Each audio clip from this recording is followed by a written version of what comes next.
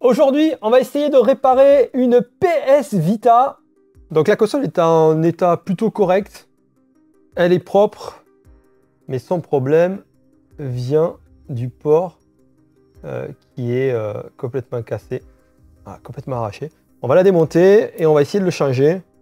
Bon, déjà, je vais enlever ça. Ça ne sert pas à grand chose. On va retirer ça.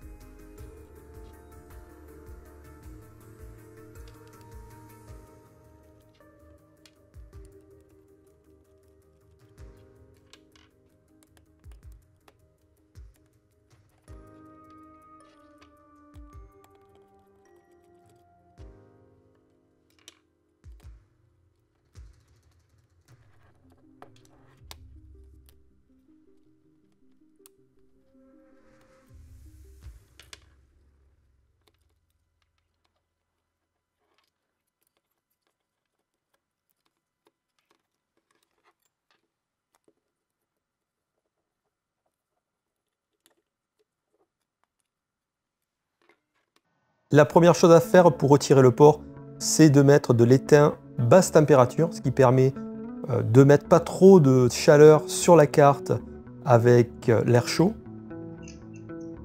Après j'utilise un support, alors c'est support ACO. Donc là la température est à 420 degrés et je fais chauffer en essayant de chauffer un maximum et voilà, le port tombe tout seul. Ensuite, on retire l'excédent de soudure pour pouvoir mettre le nouveau port. Donc, tresse à souder, à dessouder.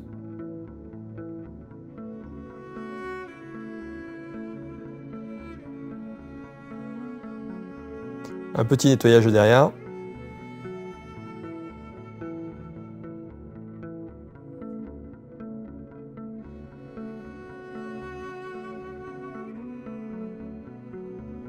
Alors pour remettre le nouveau port, je préchauffe d'abord la carte.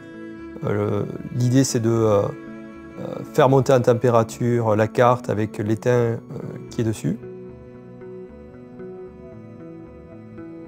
Quand je vois qu'il rentre en fusion, je vais poser le port.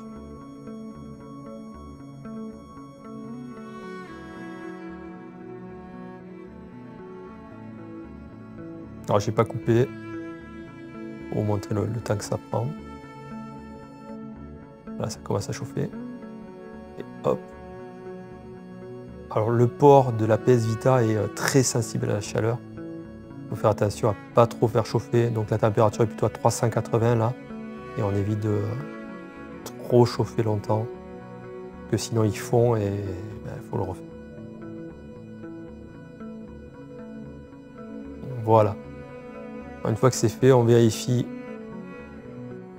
que les pins soient bien soudés. Donc les premiers sont vraiment bien. On voit qu'ils ne bougent pas du tout. Faut pas hésiter à appuyer, hein, ça tient bien.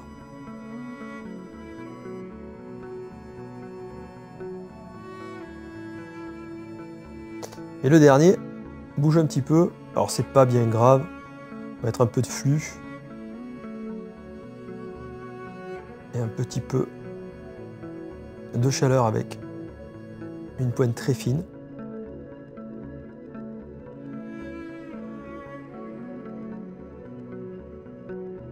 Alors désolé pour le cadrage. Voilà, c'est bon. On voit que l'étain est bon. Un petit coup de nettoyage comme d'habitude. Et de l'alcool.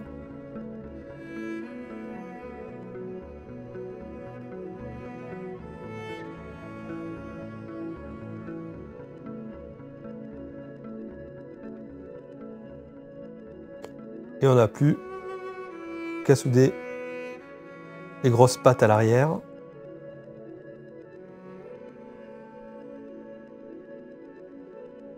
Il ne faut pas hésiter à insister sur ces pattes-là parce que c'est ce qui tient vraiment le port et mettre beaucoup d'étain, vous allez voir, on chauffe bien avec un peu de flux et les soudures sont aussi belles que celles d'origine.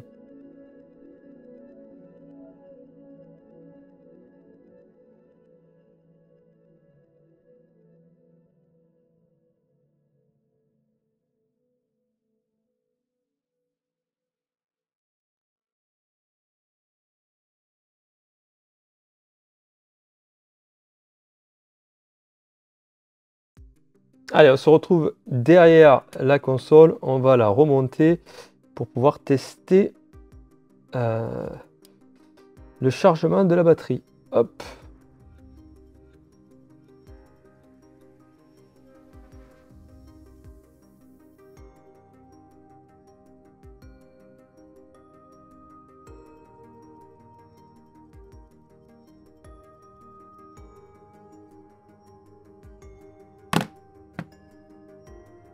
Yes! On a la lumière, elle charge. Donc on va la laisser charger. On la retestera plus tard parce que là normalement elle ne devrait pas démarrer tant qu'elle n'est pas chargée. Voilà, la console a chargé toute la nuit et maintenant elle refonctionne parfaitement. Je suis très content de cette réparation. Donc c'est quelque chose qui est assez courant sur PS Vita, le port de charge qui casse. Alors il y a moyen de faire des adaptations USB-C. J'en ferai peut-être une prochaine fois. Mais là je voulais la remettre d'origine et j'en suis très content. Voilà, donc si vous ne connaissez pas la PS Vita, c'est vraiment une console très sympa et beaucoup de jeux bien. Et surtout, elle est assez facile à démonter et à réparer. Donc voilà, n'hésitez pas à laisser un commentaire si vous avez aimé la vidéo et à vous abonner pour avoir d'autres vidéos de réparation. En tout cas, encore une console de sauver. Merci beaucoup, au revoir.